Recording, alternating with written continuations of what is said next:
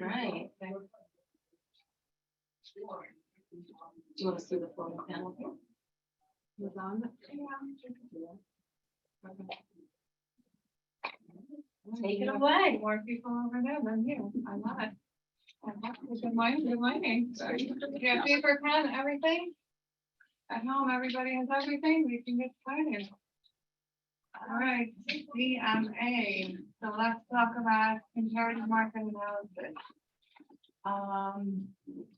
Which is a lot more than just sitting down at the computer and pulling data. So I'm going to deep dive into what you should prepare before you get to the numbers. And that's a ton of information, because all that information that you gather will have a direct effect on your pricing.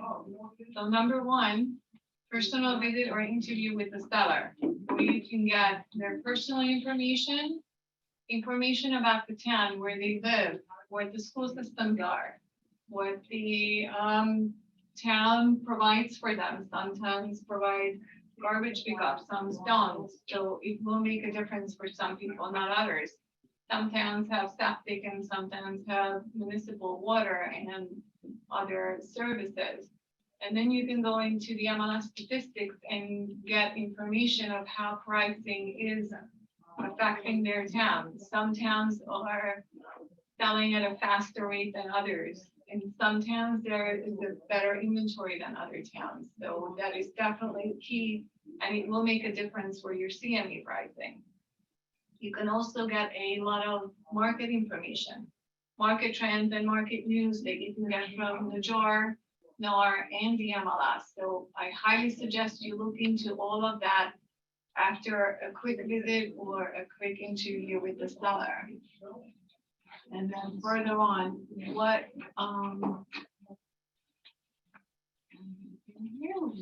information are you going to provide and bring to the seller when you meet with them? Well, first of all, the CIS, always.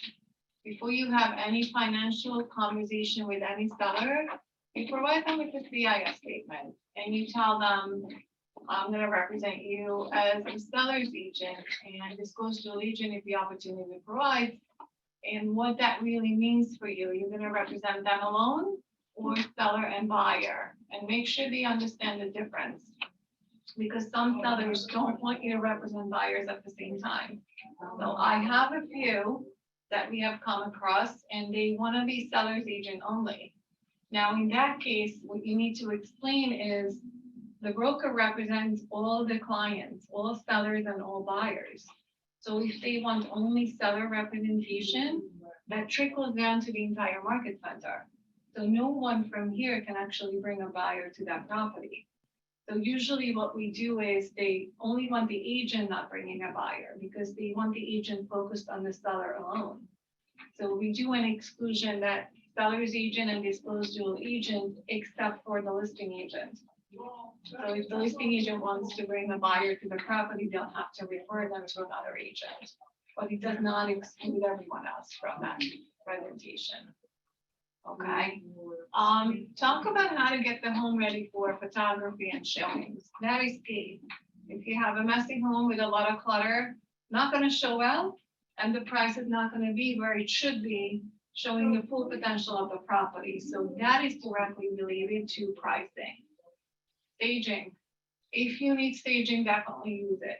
It's proven that a staged home sells for much higher than a not staged home, especially if it is in need of staging. Some homes are perfectly fine and they keep them really neat and clean, and you walk in and they're a pleasure to show, but others are not. They're a complete mess, they're cluttered, their furniture is all over, it's not matching. Whatever you need to do, just do it. And then always make sure that you offer home warranty to the seller. It will protect them for the listing period until the listing expires, and they don't have to pay for it until closing. But all their appliances will be covered. So it's something that they should know about and let them decide. The home warranty has to be paid by the. It's paid by the seller and it's paid at closing. So if they don't close, there's no payment. However, a seller during the listing period can take advantage of the home warranty offering without payment. But having the home warranty offering is a good, like, improve to the buyer so they feel more comfortable. Yeah, right? 100%. It helps. It does help because at closing, the seller will pay for it. And it's gonna continue to protect the buyer in the same property for a year. So it's definitely helpful for both the seller and the buyer. All right, so offer, and they don't have to take it, it's not mandatory, but it's helpful. They help. And let them call the home warranty company and figure out all the details Oh, you and don't what's have to- covered. You don't have to do anything else. Oh, All your job is to say, informed. yes, we offer home warranty services, let me know if you're interested. Good morning, how are you? No problem. Then after that, make sure you bring some, you can sit here as well, if you like, you can see that.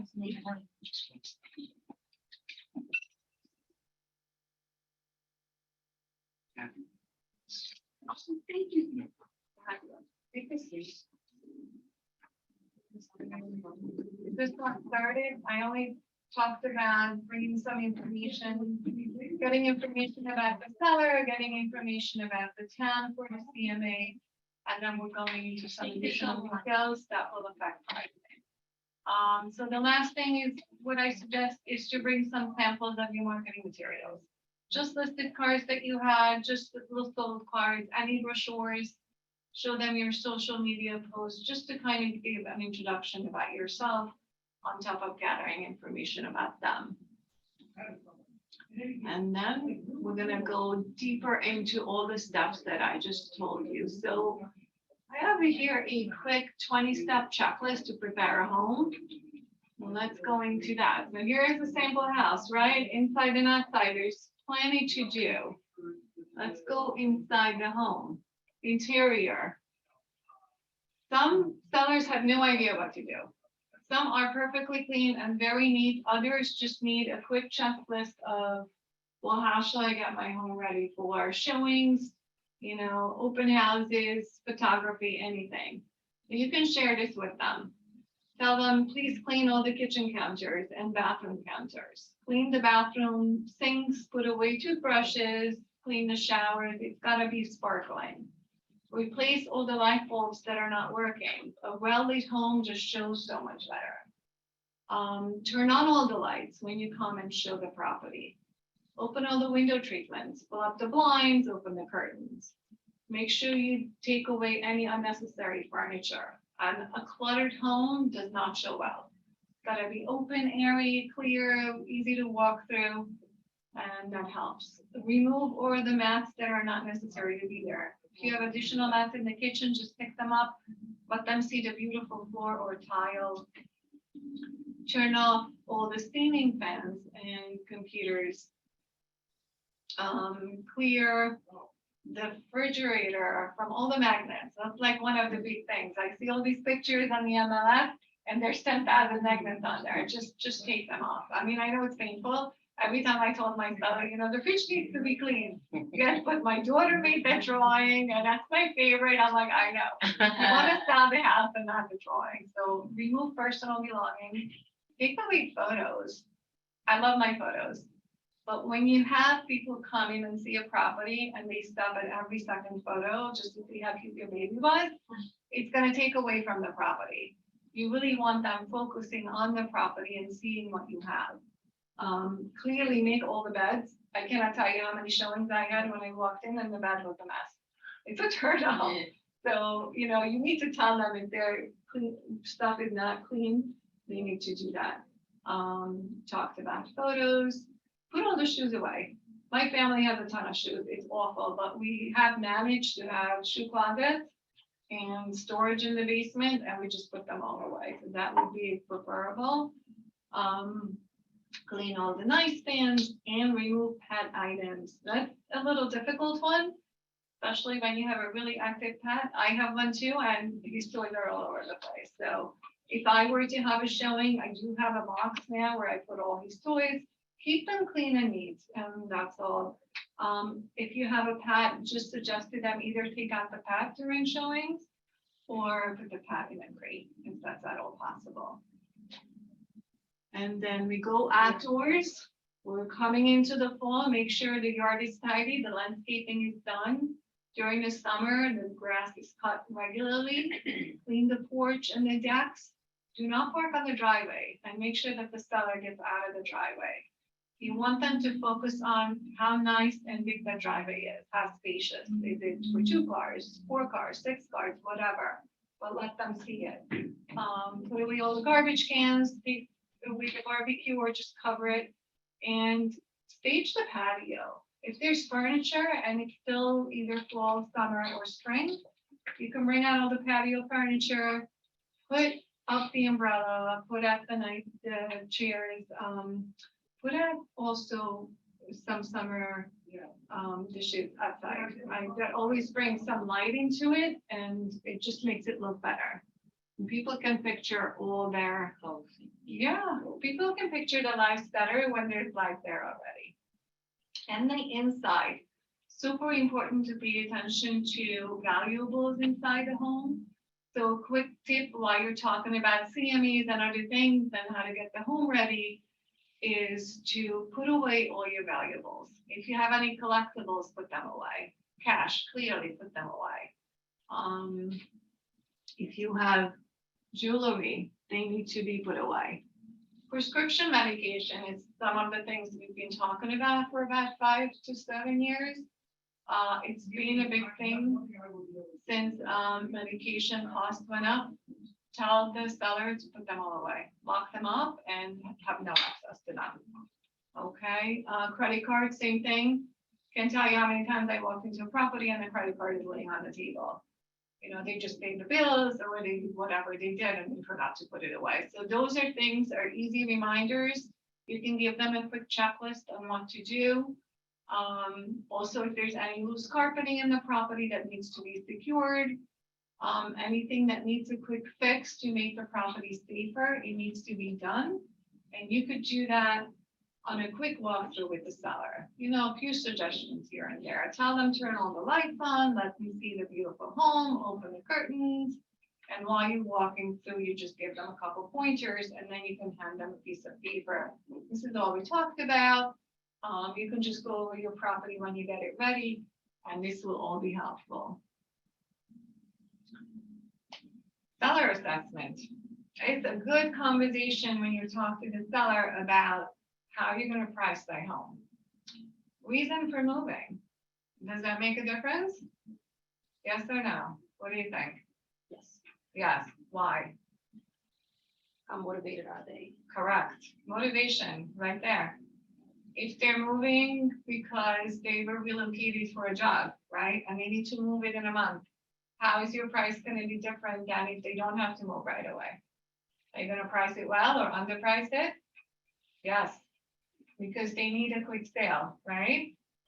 If they are getting a divorce and they gotta get out really quickly, is that a reason for moving, pricing it differently? Yes, absolutely. So your price is gonna be probably a little bit under market value. So they can have a quick closing and get out of the divorce and move on. What if they're just testing the market? Their motivation is super low. What do they want? They want more money, right? Are they gonna ask for more money? Very likely. So reason for moving is your number one question. Why are you moving? It's gonna make a difference on how we price this property. Before time frame, and here it comes. Why are you moving and how much time do you have to move? Do you have a month? Do you have 3 months? Do you have 6 months? Or you don't really care because you have 5 other properties and you can be within all 5. And once you find that out, that's also going to be key for your pricing. Do you have any concerns about your move and what is most important for you? Always ask them the question. Are you concerned about finding another property, right? Are you selling because you're buying another home or are you already under contract? If yes, that's great. Hopefully everything goes well and then we'll just sell as quickly as possible. Ask them why they purchased the property. Why did you buy this home? What did you love about this home? For someone, it could be open floor plan. I walked in and I loved how open this property was. That might be something that someone else will love as well, right? I love the fireplace. I've never seen a fireplace like this. We'll focus on the fireplace and anything around it. Some other buyers might be focused on that too. What did you think the best features of your home are? And see how that compares to other comparable properties. What do you expect from your agent in the sale process? And ask them, have they ever been in a purchase or sale of a property with another agent? And how did that work out? Did they like their agent? What did they like about their agent and their working relationship? And what did they not like? Why did they call you? Okay? And what do they think their home is worth? This is before you give them a number. See where they think they are.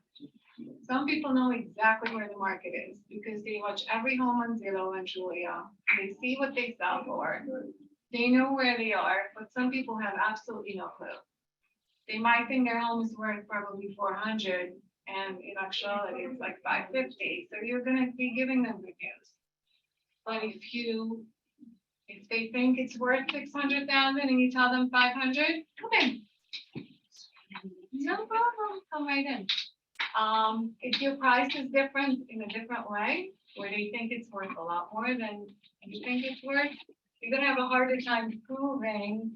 How you convince the police? You will, you will. Very. That's okay. It's gonna all come down to the comparables that you will pull up from the MLS, active on the contract on sold properties, and we're gonna go into that. And we'll go into how pricing is affected. You wanna pull up your chair over there, and then you can take notes from the screen. And we'll just have a little PowerPoint to go along with it. Feel free to jump in with any questions if you have, okay? Listen along. Any questions so far? No? Okay. All right. Let's see, collecting details on the property. Best advice for you is to have the paperwork in front of you. Well, you need to fill out all the details on their property. The style, year built, the years they renovated, if they renovated multiple times, please get all of the years. Bring up the question of, who renovated? Did you get all your permits? Are all your permits closed? If you're not sure, please call the town because you cannot close with open permits. So that's going to delay your closing. You don't want to get there. But that's a good conversation for you to have and remind them early on.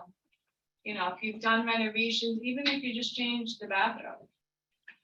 Did you get a permit? Did you close your permit? Call the town, just double check and make sure everything's closed up. You get an Oprah report and it will be very clear. Okay. Talk about taxes. Make sure that they're up to date with their tax payment. Some towns allow you to check by putting in block and lot number, and anybody can pull up payments of people, and some towns don't allow that, so it depends. But ask them for their tax bill, where it clearly says what their taxes are. Our taxes are pretty much updated on the MLS, but sometimes there's a little difference, so you want to give the proper tax amount. If there is any assessment on the property, either the town is assessing something new, they're changing their amounts, they should have received anything documented, then put that on the MLS. Then collect basic information, number of rooms. We know how to count rooms. What is a room? What's considered a bedroom? Let's talk about bedrooms. Windows in the closet. Window, closet, and door. And the window has to be an egress window, 3x4 minimum. Something that a person can get out of, right? It also must have heating and cooling system. So if a bedroom does not have climate, it really shouldn't be considered a bedroom. Okay, very good. I'm sorry. You said window, door, and Window, climate? door, closet, and climate. Oh, closet. Closet. It has to have a closet. Well, they say it has to, but I can tell you, I sold the property in New Bedford. It had 3 bedrooms and none of the bedrooms was closets. And we didn't find out until closing day. Yeah, I just showed a place that had Yep. 2 bedrooms with no closets. Yep, it happens. So Yeah. older homes with smaller rooms Yeah. don't necessarily have closets. So in my situation, we had a home with 3 bedrooms. The rooms were so cluttered with the tenants' belongings that we didn't have a clear picture of the property until moving day, which is when we had our final walkthrough when it was empty.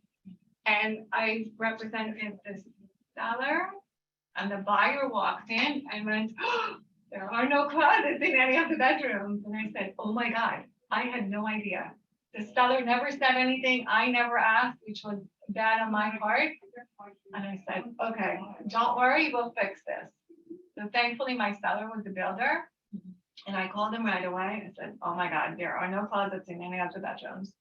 He said, don't worry, I can get a closet done in a couple of days. Please ask the buyer where they want it and what size they want. I said, okay, no problem. We get to closing, all the attorneys are there. And I told the buyers, tell me where you want the closets, what size, and the seller will put them in. Well, they decided not to have any closets because the rooms were so small, it was limiting for the beds and additional furniture. So they did have like a forever credit while they lived there, but ended up not putting in any closets. And then they sold it since with no closet. It's forever credit for the buyer. Yeah, for the buyer. The seller said, anytime you change your mind, I will come back Okay, and then put in a closet for you. And they didn't. So, there's always a way of working that out. If there's no closet because the property was built in the 30s, 40s, it's very possible. Actually, marketing has a 3 bedroom. Yep. Yeah, we did. And it's registered with the town as a 3-bedroom. So there's situations for everything. So you just gotta take it one by one and figure out how you can work it out with everybody, and then you should be fine. So I think you'll be fine too, as long as there's an understanding and agreement and full disclosure. That there are no closets, but the town considers them bedrooms. Okay? Just, but is it up to the town to It's consider? how it's registered with the town. Oh, okay. Yeah, So if it's registered with the As town a with, as a bedroom, bedroom, yeah, then you. and they also pay taxes on it as a bedroom, Mhm. because the taxes come based on bedroom spots and other things in the home. So then they're fine. Let's see. Always check information about the attic, the basement, get the utilities down, as far as what kind of heating and air conditioning system they have. If they have central air, how many zones they have, those are always questions you'll be getting from the buyers. So you might as well get that from the seller. If they have a fireplace, what type is it, gas, wood burning? The garage is attached, detached, how many cars? Generator. A lot of homes have generators. After Sandy, we put one into in my house. Find out what kind of generators. Some are full house generators, some are partial. They don't all run the entire house. If it's partial, figure out which areas of the property are covered by the generator. That's a good information to have. Water and sewage, is it municipal, is it private well water, or anything else? And check the interior and exterior as far as what the exterior is, brick, vinyl, what the roof condition is, just get basic information on everything. I have a question. Like, on the MLS, do we have a checklist?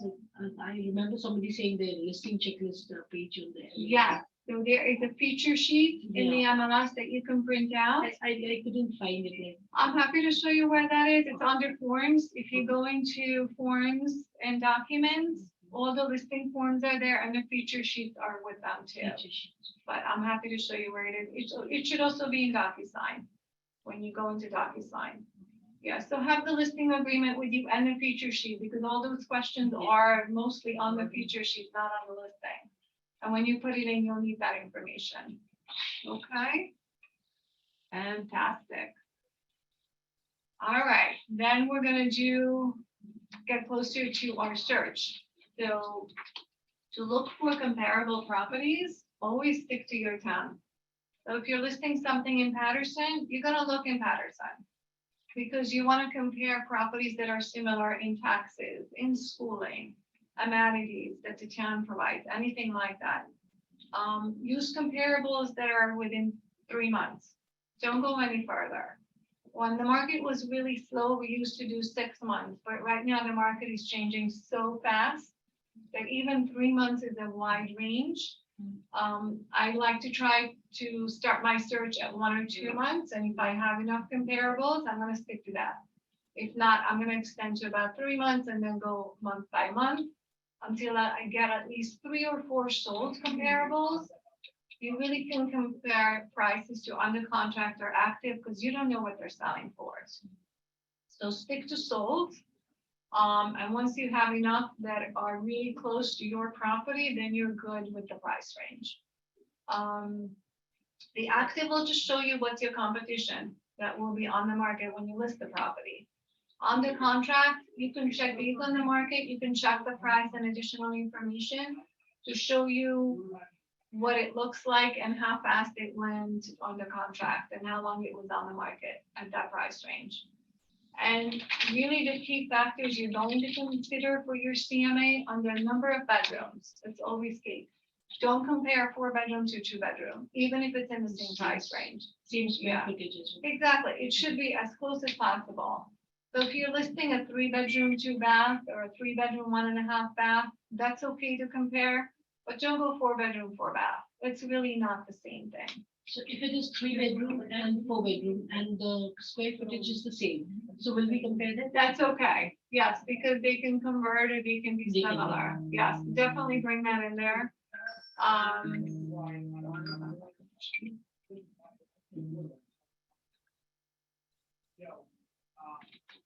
Alright. Here we go to, sorry. Number of baths, same thing.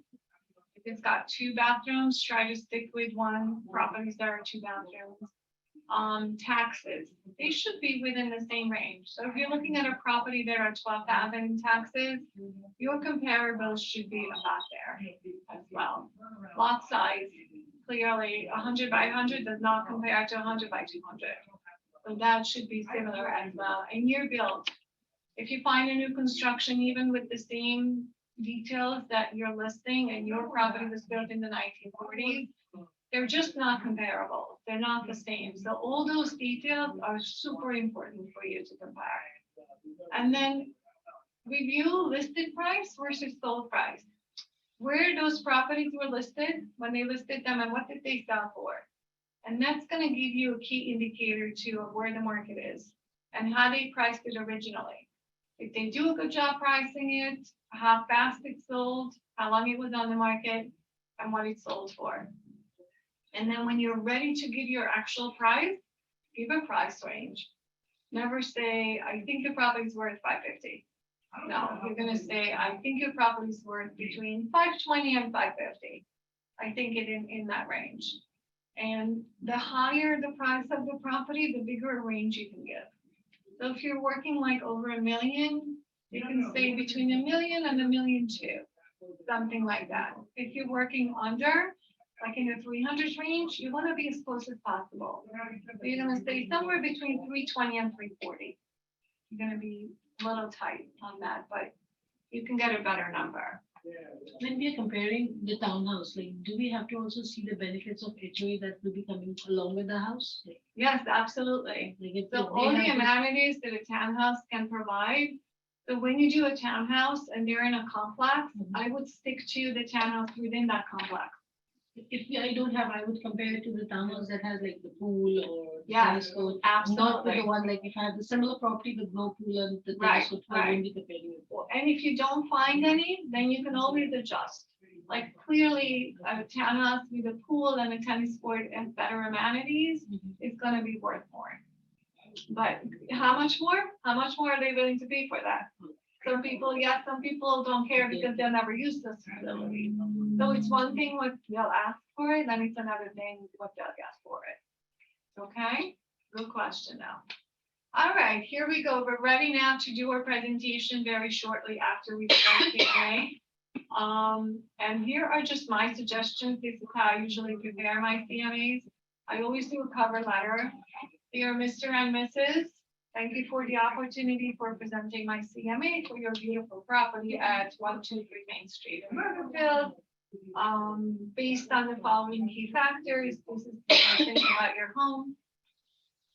And include your CMA, that includes something about your company, something about the company you work for, Keller Williams, what kind of support you'll have in selling that home, what kind of services, advertising, marketing, anything like that. And then talk about the market, statistics, and pricing. And that's gonna be a verbal conversation for you. You can also give them handouts. And I'm going to go into that in detail. When you present your CMA, or even before, have a conversation about factors that influence the pricing of the property. There are factors that have a direct effect on the pricing and factors that don't. So let's go over what affects the pricing of the home. Market conditions, right? Interest rates, what are we having right now? Interest rates are jumping 3/4 of a point every month, probably till December. I think they put a stop to it right now, but we're gonna see it increase. Does it make a difference? Huge. Huge. What happens when the interest rates go up? Buying capacity comes. Correct. The buyer power goes down and the buyer pool goes to a less buyer pool. It's gonna be much less people buying because they're just can't afford it anymore. Their financing changes, buyer demand goes down with higher interest rates. And the state of economy, does that have an effect on buying properties? Yes, no, inflation. Yes? 100%. They'll always look at where the economy stands. A much harder time right now to buy than even 6 months ago. It was a different market. So if someone's looking for the same price as 6 months ago, will they get it? Nope, they will not get it. What affects, what influences the price? As we talked about it, the motivation as a seller will affect the price. It will go up and down. How motivated are you? Are you ready? Is your home ready? No, I want to change the kitchen. I want to change the floors. I want to do that. All right, it's going to take you 3 months. We'll talk about it again in 3 months. I'm going to take another review, see where you are, but don't forget the market will be changing, especially right now. Property features highly affect the value of the home. The structural integrity, architectural, and the floor plan. A home with an open floor plan is still desirable. However, during COVID, what did we notice? Rooms, offices, closed areas became a thing because everyone was at home. Everybody, even in my house, it was 3 people. We had to put three kids in 3 different levels to study because they were all on Zoom. So I was lucky to do that, but a lot of people were not. And when you have an open floor plan, right, and everyone's talking at the same time, it becomes difficult. So, right. It depends about the circumstances, about what your situation is. Your terms as a seller, you know, what your terms are. You want to get it really quickly. You want a high price for your home. You want a normal price. You don't really care. All of those come into question. The exposure and how easy it is to show your property. Are you allowed to put on a lot box? Do you have to accompany all the showings? How do you show? And do they allow open houses or they don't? All that makes a difference. If you have a tenant in their property, I know a lot of agents are struggling with the tenants and not being able to show. But that will definitely make a difference in your pricing. If you can't show it, you can't sell it. That's simple. And then what's recently on the market will make a difference. And then we go over to the little house that says factors that have no impact on the current value of your home, which is very difficult for a lot of people to understand. What you paid for your property, does that make a difference in current pricing? No. Nope. We ran into this issue a lot in the middle of the 2010, 2016, 15. People who bought at the height of the market, 2005, 2006, and now they were ready to sell 5 to 7 years later. They would always tell me, but I bought it for 800,000. Yes, but today it's worth 650. And they would cry. It was bad. I cannot tell you how many sellers there were. And they did not understand. What you bought your house for makes no difference in the current value of your home. Okay? What you invested in your property. What does that mean? I put in a sunroom. I put in a pool. I did this. I did that. I put gold all over. But the buyer doesn't want gold. But the buyer doesn't want a pool. And they don't want to pay 200,000 more just because you put in a gold fixture. Doesn't matter what you invested in it. It's what the buyer sees as value, not what you see as value. And when agents come in and they tell the seller, you should do this, and you should do this, and you should do that, and they spend 50,000 and they only recoup 30,000, guess who they'll be mad at? You, 100%. Only do repairs and fixing that will be worth the investment and that you can get back. What you want to net from the sale, does that matter? But I want to walk away with 500,000 clean. Okay, great.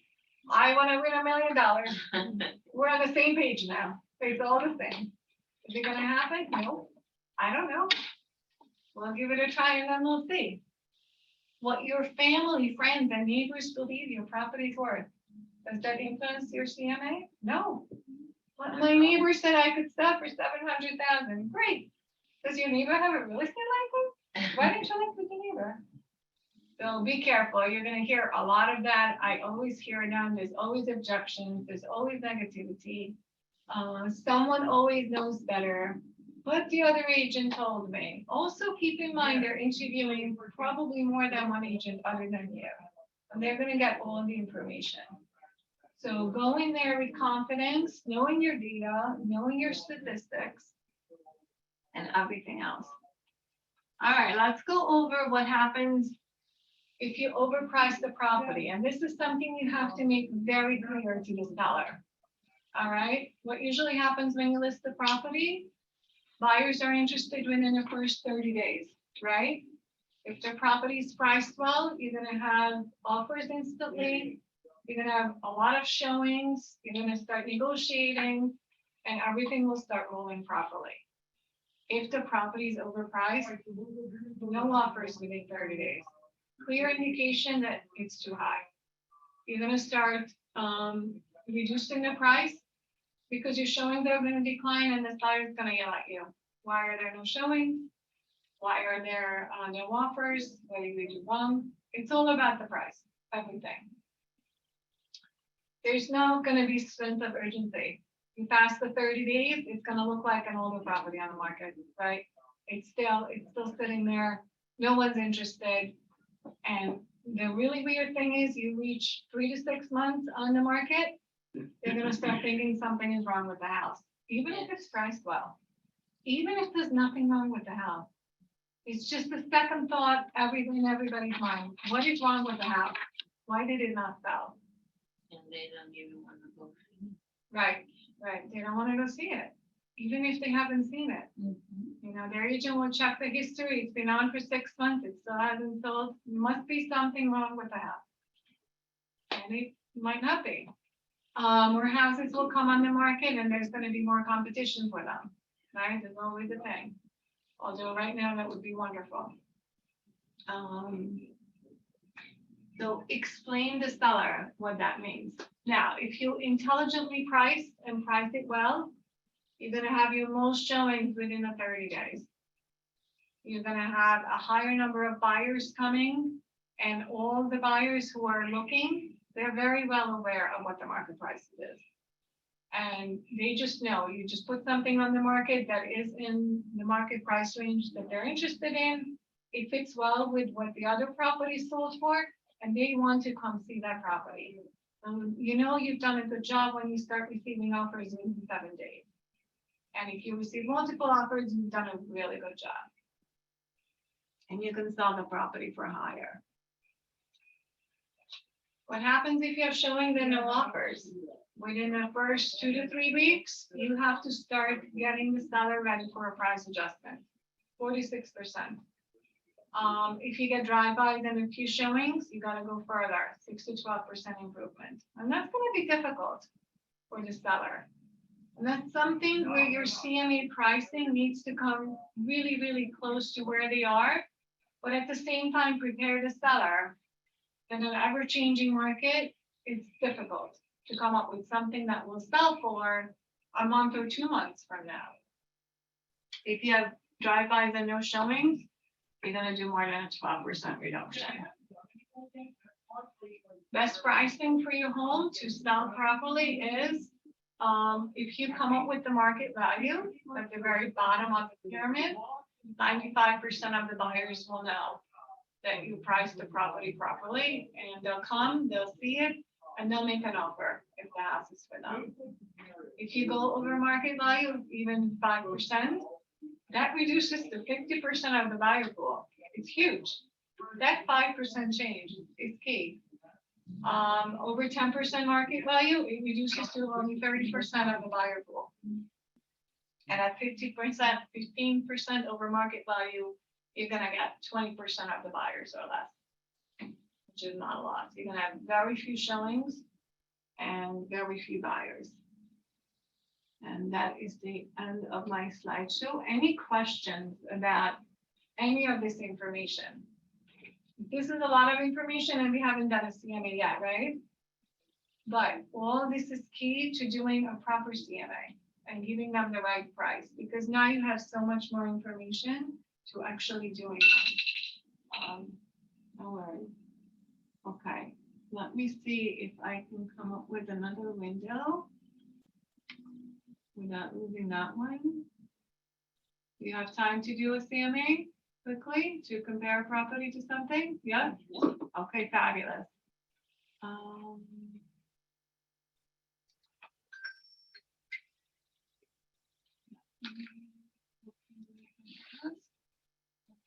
Sorry. I think I'm gonna lose. I might lose you guys on Zoom, but just bear with me. I'll try to share once I open up my MLS.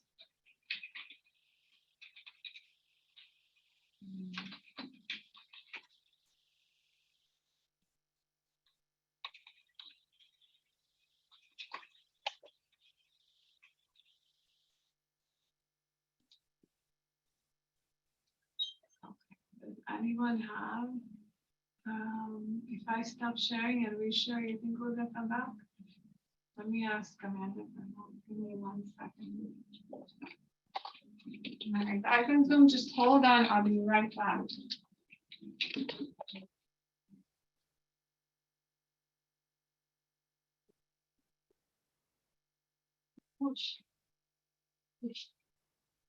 Next thing I had like being tried to put it in the class. I built my house for myself. Oh,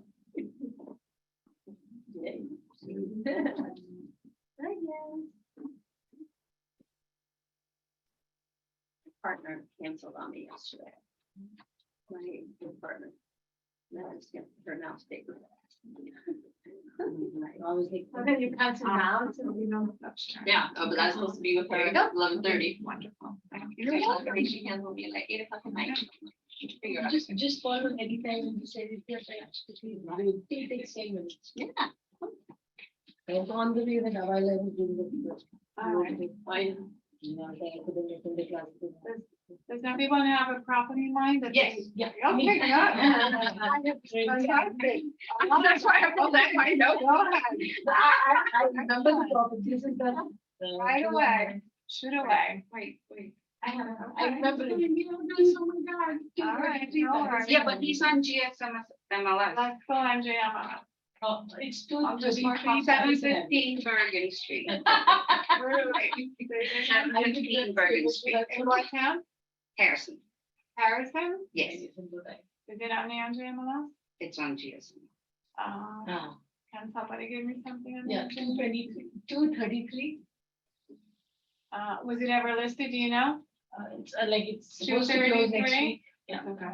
Patterson Avenue, Patterson Avenue? Lodi. And Patterson? No, in Lodi. Lodi, perfect. Let's go Lodi, okay. Here we go. So what I usually do right away is pull up a property history on the property, right? And that will tell you a lot. So is this your listing or? No, it's like I'm the buyer. You're on the buy side? Okay, so we're gonna do a CME for the buyer, which is done the same way. It's perfectly fine. It was listed at 415. All right, let's see history. There was no other history before. Okay, perfect. And it was on the contract within 2 weeks. Wonderful. Okay, let's go into tax records. That's the next thing I check all the time. So property taxes are 7,456.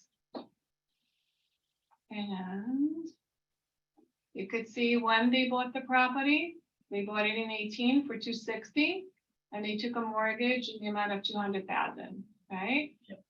So that's good information. Oops, sorry, wait. I can close my window. Hold on.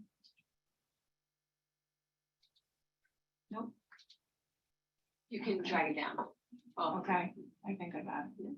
And the third information I go see is Realist.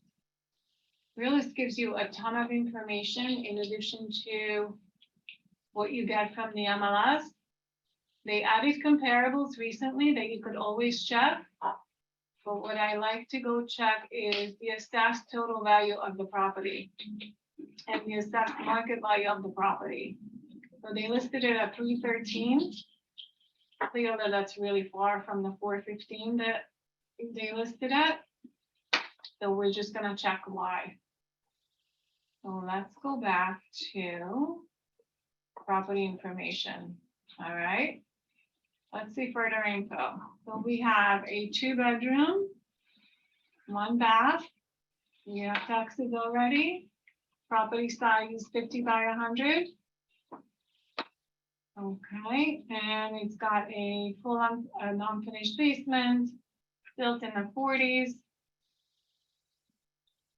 That's all information we're gonna look at. And the other thing you could do is just browse around the photos and see what condition it's in. Got a nice deck, a nice yard. Lovely inside, looks like it was recently updated. Was it updated? It was. Yes. So what they failed to do is they didn't put any update years here. Usually it's 1940s, comma renovated, and what year they're renovated in. So do you know the renovation date? Because from the pictures I can tell it was It's like they renovated. did the living area and the Yeah. family room, they renovated that. They But opened they it up. left the bedroom. Correct. So you're gonna deep dive into the photos because the details alone do not give you enough information, right? From the photos, I can tell they have new hardwood floors. It was recently painted. Yeah. It's very well staged, or it's very well furnished. Kitchen has an older floor, right? Parquet floors, older ones? Yeah. What about the cabinets? Do you have older cabinets? All the time. Okay, and older cabinets, but it's a workable kitchen. It's got a back door by the kitchen to the backyard. Yes. Okay, perfect. Bedrooms look lovely. They're real hardwood floors, Yes. newer or older? All- Older, okay. So those are all details you're gonna look at. And now we're gonna go and do a search. We're gonna go to do, just shut down Patterson. So with number. older hardwood floors, would it be better for them to have it refinished? They look okay. I mean, if you do a visual when you're there, if they're scratched up and they're They're yellowed, they can, but not necessarily. It depends. Is it not worth it? It might not be worth it. Mm. Yes, if the buyer's gonna come in and put in a hardwood floors, it doesn't matter what they have. But if it looks good and in good condition, you can leave it. It depends on what the seller's willing to do also. If they wanna make it look really, really good, Mhm. just do it. What did I do that? Let's see, okay, no worries. Let's go to search. We're gonna do a property search. Put in Lodi. And that's the only town we're looking in. And we're gonna pick for status active, under contract, and sold. Status date, we're gonna do for sold, let's do 2 months. Let's see what happened within the last 2 months. Active on the contract, we're gonna leave, and we only have 9 matches. And I didn't even put in a price. Because the only price range I really wanna look at is somewhere between 350. Sorry, So, 350 and 450. If you want to list it for 450, you put an offer. And we're down to 8, so most of those properties are listed. Oh, right. And only 1 sold. So that is not gonna be enough, and it's 3 bedroom, 1 bath, and our property is 2 bedroom, 1 bath. And all the others listed are 4 bedroom, 2 bath, 3 bedroom, 4 bedroom. So let's revise the search. And let's do 3 months. Okay. Everybody knows how to do that. You go into additional and search. Now we have 2 solds, 2 bedroom, 1.5 bath is closer to where we are.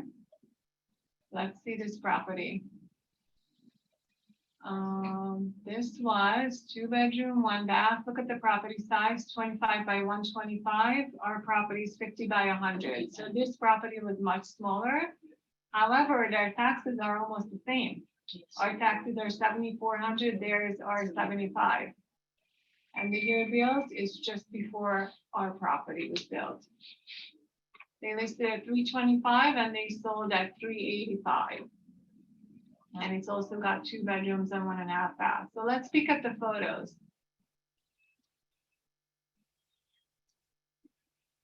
So it's not as nicely renovated as our current property, right? Old wood floors or old vinyl floors. The wood is nice. The wood trimming is really nice. Old vinyl floors also. So definitely there's a price difference between this property and yours for the updates. Now, if you compare that this sold at 385 and that one is listed at 415, what do you think? Was it priced right at 415? What would you say? You think? What do you think a renovation would cost for this property to bring it up to the level of that property? Where do you think it would be price wise? Go from how much? Not necessarily, no, less than that. Hardwood floor would cost you like about 300, maybe 3 to 350 per square. I was just calculating. Yeah, probably somewhere between 40 to 60. Is my guess. You can always call a contractor and find out if I'm about to do on a 2 bedroom, 1 bath, new floors, no windows, painting, all of that, how much, just give me a ballpark. Where would that be? 40, 50, and they'll tell you. And then you can add that to the 385. So from 385 to 415 is 30,000 difference. It's definitely well within that range. So if you compare that, was that priced right? Yeah.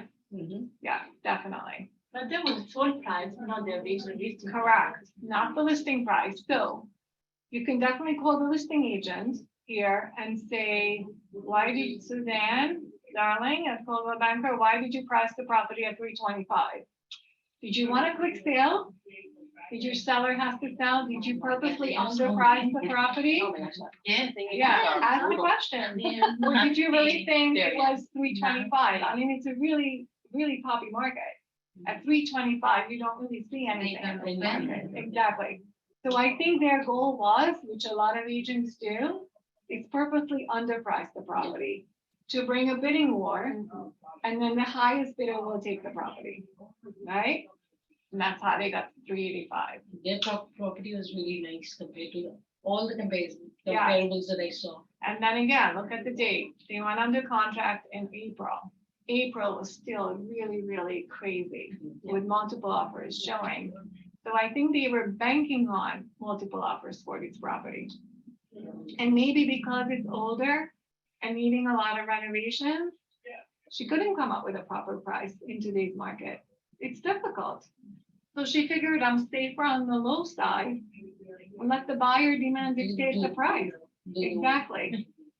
So, you got to consider a lot of different things. Now, looking at your competition right now, what else is on the market? We can peek at these. 379. You have this property, which is similar to the one we just saw. Steps up is definitely not helpful, especially if you have kids. Detached garage, small backyard, nice. Enclosed porch, small living room, but older. Not bad. Older home needs a renovation again, and this is listed currently at 379. It's about what they got. at 415. Let's see your competition at 415. This is listed. Let's see if it's updated. This is us. This is you. Perfect. Oh, we're on the contract. Sorry, I thought we were looking at actives. Okay, good. Let's see this one at 424. Double driving, it seems. 3 levels. Not a lot of pictures, floor plan. And this looks like a narrow property, right? And cluttered. What do I see on this picture? Did they get the seller ready to sell? No, not at all. They didn't do any of the decluttering, any of the cleaning up, nothing. I'm glad it was somebody's birthday, but we pictured the moment, right? Big time with everything else. Yeah, messy. He owns So- every single room, Unacceptable. right? Can't even look at Holy moly, it. my goodness. Gonna sit there for a while. Kitchen, Awful. magnet, Yeah. right? Good job, Counter's not cleaned up. Kitchen table's not cleaned up. It's just messy looking. What was it before 15? This is listed at 424, but it is under contract. Wow. So they did get someone. Let's just see. And that was recent. They went under contract August 10th and they're ready to close November 1st. But don't forget, how many active listings are in Lodi? 3. Yeah. There's no inventory. Mm. There's only 4 under contract. Only 4. Other towns have 10, 15. They have more inventory. Lodi has no inventory, but Lodi have low prices. If you have a buyer under or around 400, they can still buy a home here, which is amazing. You go further out and there's nothing. And then it's available, right? You have only 1 active property for the entire town. 1. Do you think it's gonna sell soon? Yeah. Doesn't matter what it looks like, it will sell. It's under 400 and it's okay. It's okay. It's workable. Did they price it right? Well, they gotta clean up a little better. And they need better photos. Oh, yeah. And they need to clean up more.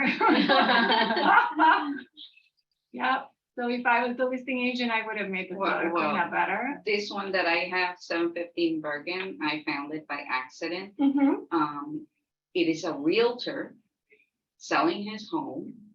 And he posted a Harrison home on CJMLS, which nobody would ever see. Right. And then he priced it ridiculously over. Uh-huh. And he also took pictures with the beds all messy, shoes everywhere, Terrible. dark, dirty pictures. And this is a realtor. Right. So I actually called them.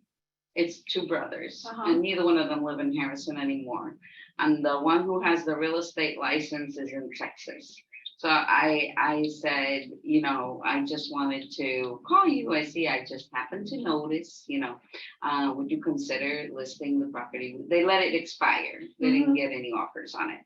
And I said, you know, there's a shortage of homes in Harrison. Would you consider listing with me? And he said that he would, you know, give me 3% if I bought him a buyer, but you know, they gave up trying to sell the home and they rented it. It's a 2-family, they rented it out. They just leased it out. So what happens when you call a seller and you find out that they have a real estate license? Do you go for their listing? You shouldn't. No, why? Because they have a brokerage representing them. You can't represent them. I asked them, usually, do you have an active license or is it just Yeah. a referral base? You cannot represent. But I've seen listings where it's by another realtor and it says the homeowner is a realtor. Could be a realtor within the same market center, Okay. within the same brokerage, not in another brokerage. Really? Not allowed. No, because But they he's have an not doing real obligation. estate anymore. He moved to Texas. And he has no active real estate license. If he doesn't, If he it's He fine. must because he listed He it on listed it in stuff, so he CJMLS. does. So you can't have any relationship with him. Oh, Because you'd be engaging in real estate activities with another brokerage. Can't do that. His license would need to be here and then you could list his property. But if his license is not here, you can't. So what can I do? Nothing. Bring him a buyer. Referral? No, he's But an it's not agent. even listed anymore. It's expired. Can't do a referral. He's an agent himself. Huh, Nothing. You're out of the picture. You walk away. but I could sell that home. Then you bring a buyer. If you could It's not sell even it, you bring a listed. So what, buyer. do a one-time with him? That agreement that says Yeah, yeah. one-time listing, If blah, if I blah. bring about, not a one-time listing, opportunity to show, permission to show. And if you bring a buyer, then he'll pay a commission, but if not, no. Where do I find this form that I'm supposed to? Authorization to show is in DocuSign. Okay, If you can find it, contact me and I'll give you one. okay, Okay, yeah. that's the only thing you can do. Well, not that I could come, I wasn't able to convince him, but, No, I know, but he but I'm did, glad it did he come up. did say, Right. if you bring me a buyer, Yeah, I will, Because I that's will correct. take it. as a realtor, that's all you can do for him. Can't take his listing, So it has Because to be in the they're same brokerage. has to be in the same brokerage. And then how does if you're in the same brokerage, how does the commission work? Like, do you Whatever still work out, 50/50 it? Whatever you work Okay. out. I've seen all different arrangements. It depends. It really depends on what the two of you agree on. Yep. Wow. I Yeah. wonder when this guy's. Same with the buyer. What if If his you find- license expires? If his license is no longer active, Uh-huh. so you pull up his license in the New Jersey MLS Real Estate Commission site and it says inactive, you can represent him. Oh, That's the only way. okay. Same thing with a buyer. Expired. If you come across the buyer and the buyer is licensed, you walk away, you run. Why Hey, would guys, they we want talked to work about with you? I've seen that so often. Yeah. We have a lot. No. So if the buyer is an agent and he could be In a represented by different mar- in your market area. Yeah, it's a huge liability for you and the market center to work with someone who's licensed somewhere else. And why would they work with you? They have their own company, they have their own broker, they have their own license. There's always a motivation behind it, and it's never a good motivation.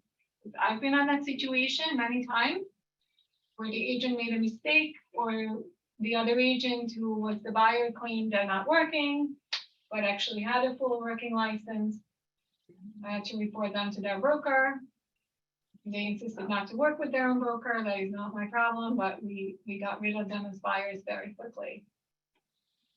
Okay, If you have a referral license, same. Story will apply. same, anybody who's licensed, let them do their own job within their own market center. Let them work with their own market center. You don't work with them. Because if anything goes wrong, they're the first one to sue you and report you to the New Jersey Real Estate Commission on the first mishap. And it happens over and over again. Just don't represent them. Sorry, I have to excuse myself because Oh, the person who I I did too. asked to No not make it problem. at school. and Thank she- you for coming. No, I'll be back. Okay. Okay. I no just got problem. my Question license. representative? Why can't you represent them? If they have a referral license? If they have a referral license,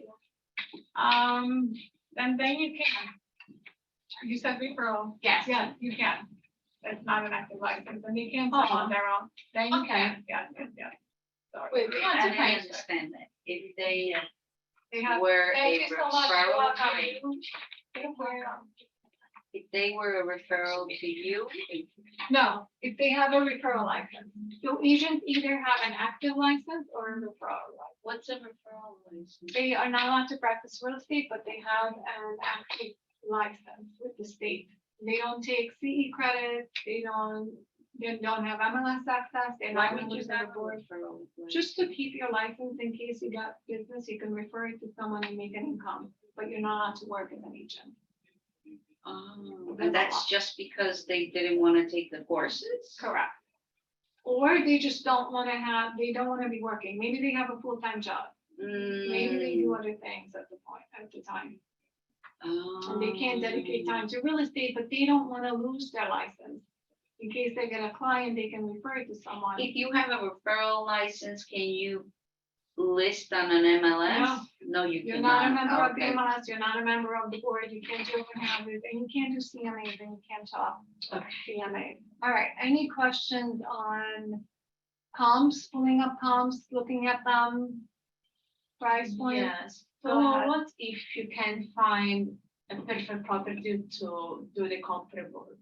Let's say if you're looking for a 2 bedrooms, but again, there's not 2 bedrooms, and you need to, So at this point, I would skip years 2020 and 2021 and go back to 2019. And see where prices were in 2019, pre-COVID, pre-COVID. We're heading back to pre-COVID with an increase of probably 15 to 20%, but that also depends on the town. You should compare what stuff sold for then and now. Some towns had very minor increases and some towns decreased in price level.